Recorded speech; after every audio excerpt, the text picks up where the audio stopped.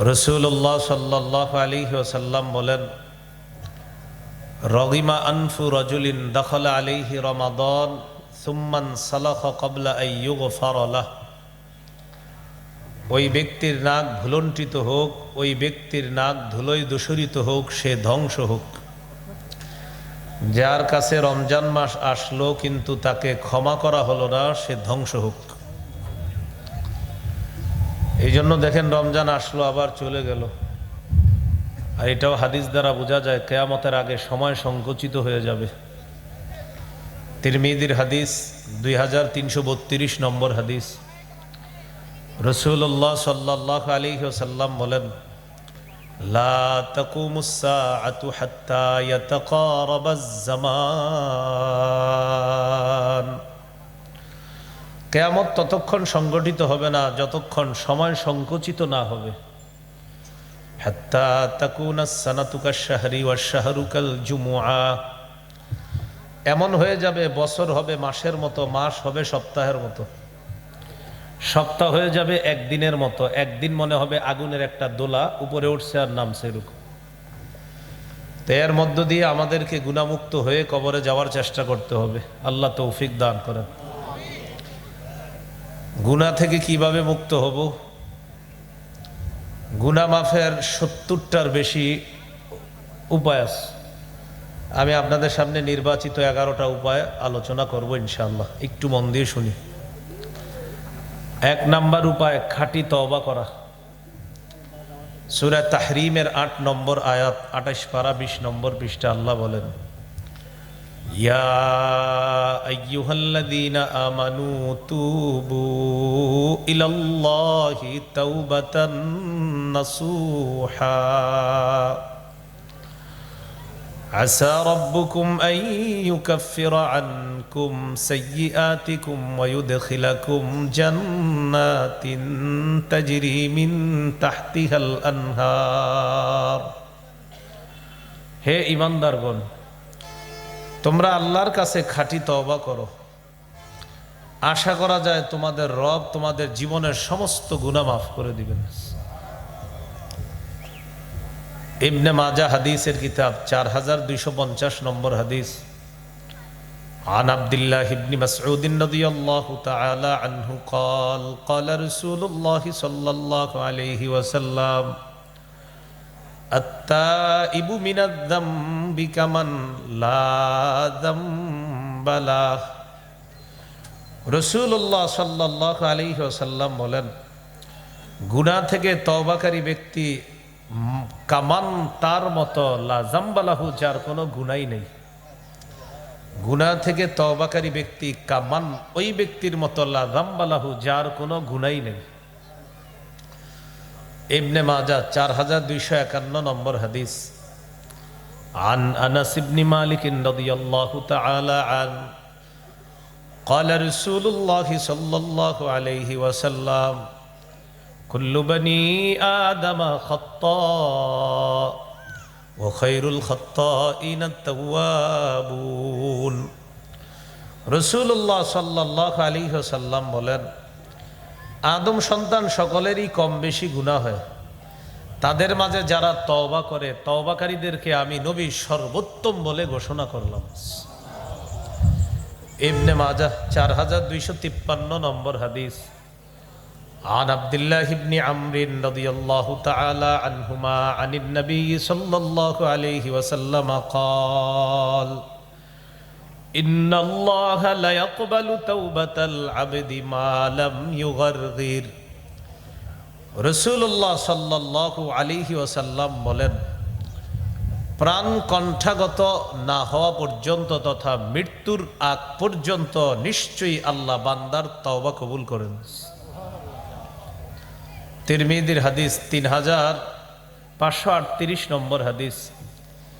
এই হাদিসের মধ্যে আছে, ক্বালা রাসূলুল্লাহ সাল্লাল্লাহু আলাইহি ওয়াসাল্লাম লাল্লাহু আফরাহু আশাদ্দু ফারহান বিতাওবাতি আহাদিকুম মিন আহাদিকুম বিদাল্লাতিহি ইযা ওয়াজাদাহা। রাসূলুল্লাহ সাল্লাল্লাহু আলাইহি ওয়াসাল্লাম বলেন, তোমাদের কেউ হারিয়ে যাওয়া বস্তু ফিরে পাওয়ার পর যেই পরিমাণ খুশি হও, হারিয়ে যাওয়া বস্তু ফিরে পেয়ে মালিক যেই পরিমাণ খুশি হয়, কোনো বান্দা তওবা করলে ওই ব্যক্তির চেয়ে আল্লাহ আরো কোটি গুণ বেশি খুশি হয়ে যায়। তওবার মৌলিক 3টি শর্ত, সাথে আরেকটি, মোট 4টি। এটা একটু মনে রাখা। 1 নাম্বার গুনাহ থেকে ফিরে আসা, 2 নাম্বার গুনাহের উপর অনুতপ্ত হওয়া, 3 নাম্বার দৃঢ় প্রতিজ্ঞা করা আমি ভবিষ্যতে এই গুনাহ আর করব না। 1 নম্বর গুনাহ থেকে ফিরে আসা, 2 নাম্বার অতীতের গুনাহের উপর অনুতপ্ত হওয়া। অনুতপ্ত হওয়াটাও একটা তওবা। ইবনে মাজাহ 4252 নম্বর হাদিস। এই হাদিসে আছে নাদামু আত-তাওবা। কোন বান্দা গুনাহের উপর অনুতপ্ত হলে এই অনুতপ্ত হওয়াটাকে আল্লাহ তওবা হিসাবে কবুল করে নেয়। আল্লাহ আমাদের সকলকে অতীত জীবনে যে গুনাহ করেছি, গুনাহ থেকে ফিরে এসে গুনাহের উপর অনুতপ্ত হয়ে দৃঢ় প্রতিজ্ঞা করব এই গুনাহ যেন আর না করি, আল্লাহ তৌফিক দান করেন। 4 নাম্বার আরেকটা গুরুত্বপূর্ণ কথা, আমার আপনার জিম্মায় কোনো বান্দার হক থেকে থাকলে এই হক আদায় করে দেওয়া, এটা আল্লাহ মাফ করবে না। এটা ওই বান্দার থেকে ক্ষমা চেয়ে নিতে হবে। আল্লাহ আমাদের সকলকে 4 শর্ত পূরণ করে খাঁটি তওবা করার তৌফিক দান করেন। এইগুলো আজকের আলোচনার প্রথম কথা। গুনাহ থেকে মাফের 1 নাম্বার উপায় খাঁটি তওবা করা। 2 নাম্বার উপায় ইস্তেগফার বেশি বেশি পড়া। আস্তাগফিরুল্লাহ, আস্তাগফিরুল্লাহ, আস্তাগফিরুল্লাহ। সূরা আলী ইমরানের 135 নম্বর আয়াতে আল্লাহ বলেন, ওয়াল্লাযীনা ইযা ফাআলু ফাহিশাতান আও যালামু আনফুসাহুম যাকারুল্লাহ ফাস্তাগফারু লিযুনুবিহিম ওয়া মান ইয়াগফিরুয-যুনুবা ইল্লাল্লাহ ওয়া লাম ইউসিররু আলা মা ফাআলু ওয়া হুম ইয়ালামুন। যারা কোনো অশ্লীল কাজ করে ফেলে অথবা গুনাহের মাধ্যমে নিজেদের উপর জুলুম করে, সাথে সাথে আল্লাহকে স্মরণ করে আল্লাহর কাছে ইস্তেগফার পাঠ করে ক্ষমা প্রার্থনা করে, আল্লাহ ছাড়া গুনাহ মাফ করার আছেই বা কে? আমি আল্লাহই তো গুনাহ মাফ করব। ওয়া লাম ইউসিররু আলা মা ফাআলু ওয়া হুম ইয়ালামুন। তারা জেনে শুনে বারবার এই গুনাহ করে না। এই আয়াত থেকে 4টি বিষয়। 1 নাম্বার, আমাদের কারো গুনাহ হয়ে গেছে। 2 নাম্বার, সাথে সাথে আল্লাহকে স্মরণ করলাম। 3 নাম্বার, সাথে সাথে আল্লাহর কাছে ক্ষমা চাইলাম। 4 নাম্বার, আমি জেনে শুনে এই গুনাহটা আর করি না। আল্লাহ তাআলা বলেন, তো আমি আল্লাহ গুনাহ মাফ করব না তো করবে কে? তাহলে বেশি বেশি ইস্তেগফার পাঠ করা, এটা গুনাহ মাফের 2 নাম্বার উপায়। আজকের আলোচনা গুনাহ মাফের 3 নাম্বার উপায়। এটা যদি আমার সাথে একটু বলেন তাহলে মনে থাকবে। বলেন, ক্ষমা পাওয়ার আশায় বারবার ক্ষমা চাওয়া। আল্লাহ আপনি মাফ করেন, আল্লাহ মাফ করেন, আল্লাহ মাফ করে, এরকম। তো এরপর আপনার টেনশন হইতেছে, আচ্ছা মাফ করছেনি তো আবার হ্যাঁ হ্যাঁ আলহামদুলিল্লাহ করছে, আশাবাদী, আল্লাহ আপনি করেন, আল্লাহ আপনি মাফ করেন, এরকম বারবার ক্ষমার আশায় বারবার ক্ষমা চাওয়া। হাদিসে কুদসির মধ্যে আসছে, তিরমিজির বর্ণনা 3540 নম্বর হাদিস। এই হাদিসটি হাদিসে কুদসি, মানে আল্লাহর বক্তব্য। আল্লাহ তাআলা বলেন, ইয়া ইবনা আদম ইন্নাকা মা দাউতানি ওয়া রাজাউতানি গফারতু লাকা আলা মা কানা মিনকা ওয়ালা উবালি। হে আদম সন্তান, ক্ষমার আশায় তুমি যতবার আমাকে ডাকো আমি ততবার তোমাকে ক্ষমা করে দেই, এতে আমি আল্লাহ কারো পরোয়া করি না। তাহলে ক্ষমার আশায় বারবার আল্লাহর কাছে ক্ষমা চাওয়া। এবার আল্লাহ বলেন, ইয়া ইবনা আদম লাউ বালাগাত যুনুবুকা আনানাস সামা সুম্মা ইস্তাগফারতানি গফারতু লাক।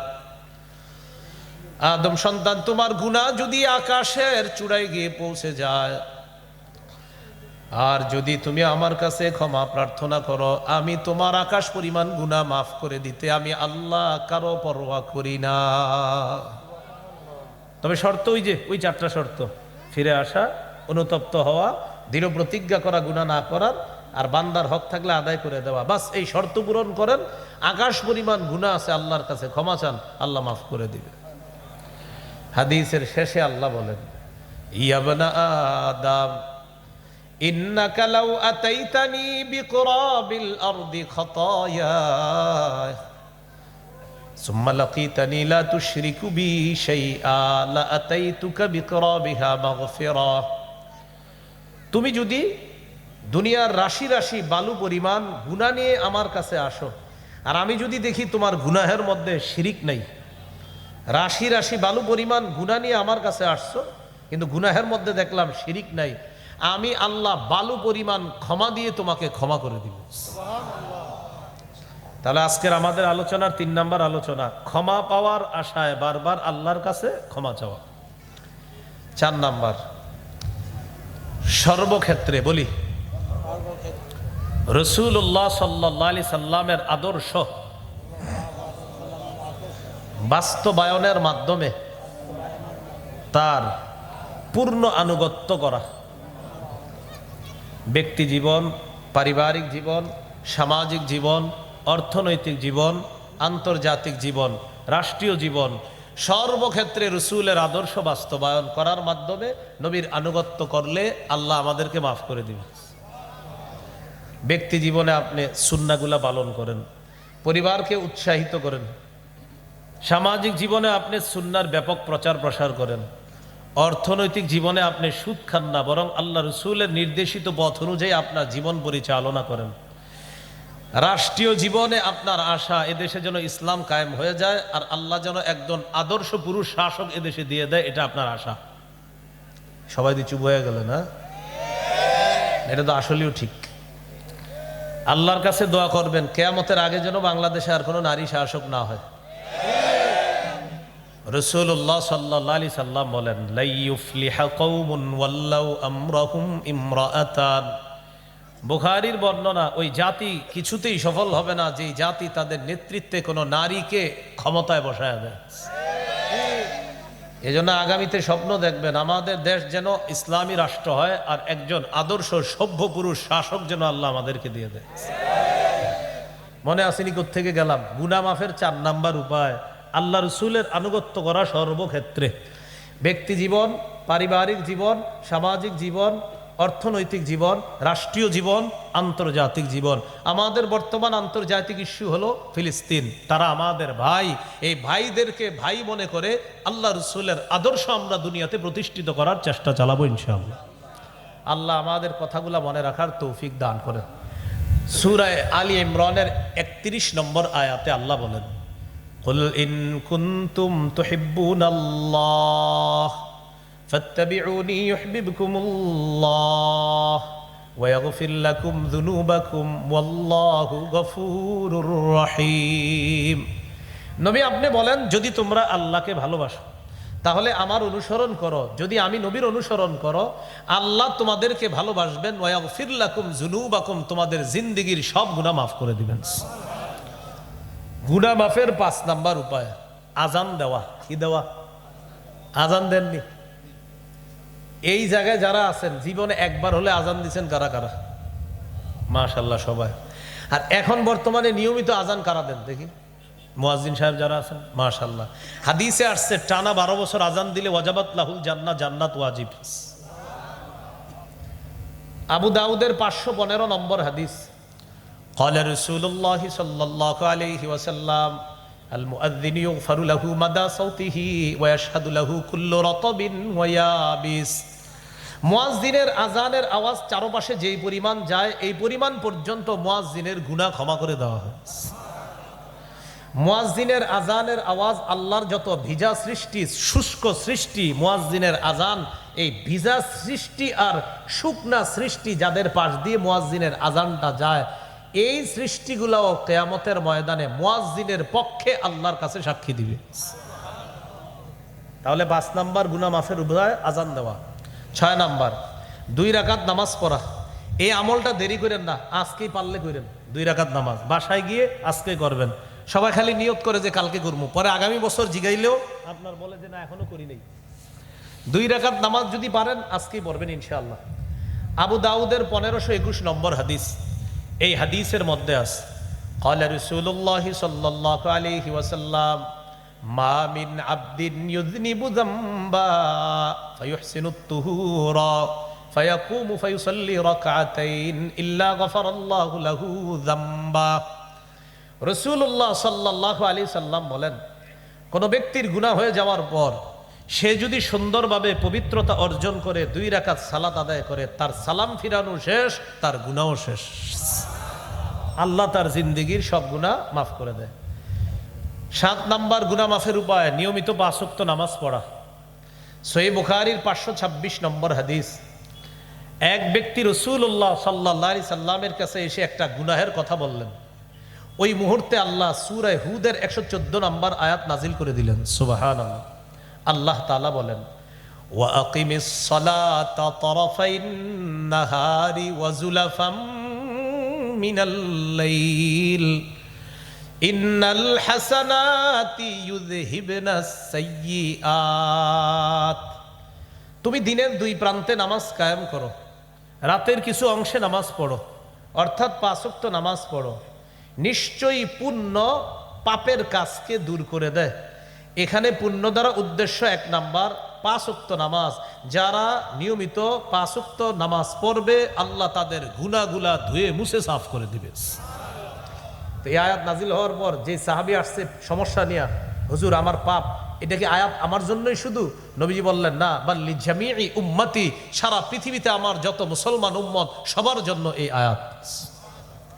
তাহলে 7 নাম্বার 5 ওয়াক্ত নামাজ পড়া, পড়ব তো ইনশাআল্লাহ। সূরা বাকারা 238 নম্বর আয়াতে আল্লাহ বলেন, হাফিজু আলাস সালাওয়াতি ওয়াস সালাতিল মুস্তা, তোমরা নামাজ সমূহের প্রতি যত্নবান হও, বিশেষ করে আসরের নামাজ। আসরের নামাজ কেন? আসরে কেউ থাকে বাজারে, কেউ থাকে মাঠে, আর মা বোনরা চুলার সামনে থাকে। ভাতটা সিদ্ধ হইলে আসরটা পড়বো, আলুটা সিদ্ধ হইলে আসরটা পড়বো, এই সিদ্ধ করতে করতে সূর্য হলুদ বানায়। আর আমরাও অলসতা বশত সূর্যটা হলুদ বানাই। এই সূর্য হলুদ বানায়া যারা আসর পরে, বলে নাই যে পরে না, বলছে নবীজি যারা সূর্যটা হলুদ ইচ্ছা করে বানায়া আসর পরে, তিলকা সালাতুল মুনাফিকিনা, তিলকা সালাতুল মুনাফিকিনা, তিলকা সালাতুল মুনাফিকিনা। নবী বলেন যারা ইচ্ছাকৃতভাবে সূর্য হলুদ বানায়া আসর পরে, এটা মুনাফিকের নামাজ, এটা মুনাফিকের নামাজ, এটা মুনাফিকের নামাজ। আবু দাউদ 413 নম্বর হাদিসে আছে যে নবী বলছেন এটা মুনাফিকের নামাজ, এটা মুনাফিকের নামাজ, এটা মুনাফিকের নামাজ। কামা ফানাকারা আরবাআ, দাঁড়ায়া কোনো মতে মোরগের মতো 4টা ঠোকর দেয়, আল্লাহু আকবার, সামি আল্লাহু আকবার, আল্লাহু আকবার, এরকম 4টা ঠোকর দেয়। ওই যে সূর্য ডুবে ডুবে তো তাড়াতাড়ি আপনার 4 রাকাত নামাজ পড়ে। নবীজি সাল্লাল্লাহু আলাইহি সাল্লাম বললেন এটা মুনাফিকের নামাজ। বলেন ভাই ভুলগুলো তো আমাদের হয়ে যাচ্ছে, এটা যেন ইচ্ছাকৃতভাবে না হয়, আল্লাহ আমাদেরকে হেফাজত করেন। এশার নামাজ, ফজর নামাজ, এই 2 নামাজে গুরুত্ব বেশি দিতে হবে। সব নামাজ তো পড়বো আমরা, কিন্তু এই 2 নামাজ কেন? সাধারণত শয়তান ধোকা দিয়ে এশাটা পড়ায় না। শয়তান বলে এই এত তাড়াতাড়ি এশা পড়বি কে, আরো সময় আছে না? তো পরে আপনার 10টা বেজে যায়, পরে আবার চিন্তা করে অমুক মসজিদে না পাশে ছোট্ট একটা রুমে জামাত হয় মাঝে মাঝে, তুমি ওইটাতে গিয়ে পড়বা। আবার শয়তান ধোকা দেয়, ধোকা দিতে দিতে 12টা বাজায় ফেলে। তো উনি চিন্তা করে নামাজটা পড়ি, শয়তান কয় এই 12টার পরেও এশা পড়া যায়, অপেক্ষা করো। এইভাবে হজরতে আপনার হঠাৎ ঘুমায়া যায়, ওইটা থেকে সকাল 10টা। এই শয়তান ধোকা দিয়ে এশাটা পড়ায় না। আবার ফজরের সময় কি করে? হাদিসে আসছে শয়তান রাতের বেলা কি করে, বুখারীর বর্ণনা, আলাইকা লাইলুন তবিল ফারকুদ, শয়তান গিট মারে এই জায়গায়, মাথার খুলিতে 3টা গিট মারে আর বলে ফারকুদ, এই ঘুমাও ঘুমাও ঘুমাও ঘুমাও। হাদিসে আসছে তোমাদের কেউ যখন ঘুমাও তখন কি করে, শয়তান 3টা গিট মারে এখানে আর বলে আলাইকা লাইলুন তবিল, এই রাত অনেক লম্বা আছে, ঘুমাও ঘুমাও আরো ঘুমাও, এরকম বুঝায় আপনার শয়তান। দেখবেন ফজরের সময় শরীর এত ভালো লাগে, ও মেসেজ করে দেয় যে ঘুমাও। তো যখন আপনি উঠা যান, ওইটা যখন দোয়াটা পড়েন সাথে সাথে 3 গিটের 1 গিট খুলে যায়। যখন ওযু করেন 2 নাম্বার গিট খুলে যায়, রইল কয়টা? একটা। যখন ফজর পড়েন তখন আপনি, বুখারীর বর্ণনা, ফাসবাহা নাশীতান নাফসি, তখন উৎফুল্ল মনে তার সকালটা শুরু হয়।